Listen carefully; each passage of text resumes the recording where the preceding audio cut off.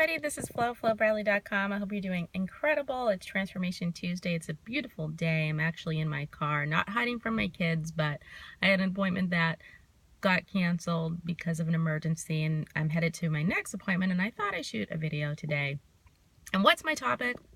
Listening, hearing, and understanding. It's one of the it's a skill that can carry you far through life, because a lot of the conflicts that we have with our relationships in business, interpersonally with our friends, our family, our kids, is because we don't necessarily actively listen, which a lot of people get, and we don't really understand what people are saying. We're taking it from our own perspective. So I'm gonna give you an example. I was at a party a few weeks ago, and I met this woman, and she works with this exchange program.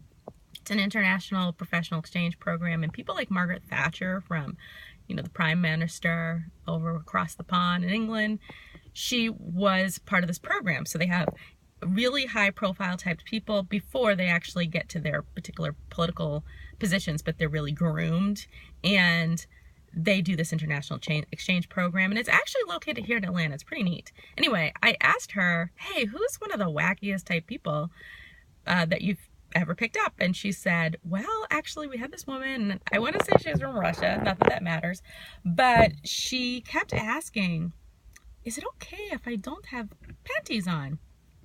And she was wearing a dress, and they were like, oh, well, I'm sure that's fine. She was going to some big meeting, and she just kept asking that question, and finally they figured out she was talking about pantyhose, not panties. She had panties on. And it was kind of funny and comical, but as you can see, that happens not just in, foreign language barriers. It happens just in our everyday relationships. And one of the best ways that I've come across, and I've actually started utilizing this with my clients and my family, my kids, is the concept of the Native American talking stick. And I got this from 7 Habits of Highly Effective People, Stephen Covey classic. And this one talked about just actively listening.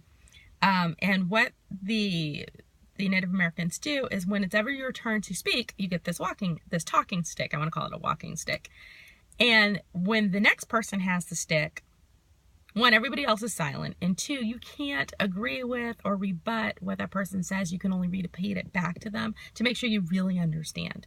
And I started doing this with people, and what is interesting is, if I have a client, there's a lot of sun, if I have a client that is challenged with something, I like them to work through it a lot of times, or I like to really understand, again, what they're saying. So I'll repeat it back to them to make sure I have all the issues. And they actually either solve their own problem, or they talk themselves into really enrolling with the idea of, say if it's health, for example, that it's really something that they want, as opposed to something that I'm mandating that they do. So it's a great technique. I use it with my kids when they're fighting. I said, wait, what did my kids are Avery and Bryce. Bryce, what did Avery just say? Avery, what did Bryce just say? And we just go back and forth.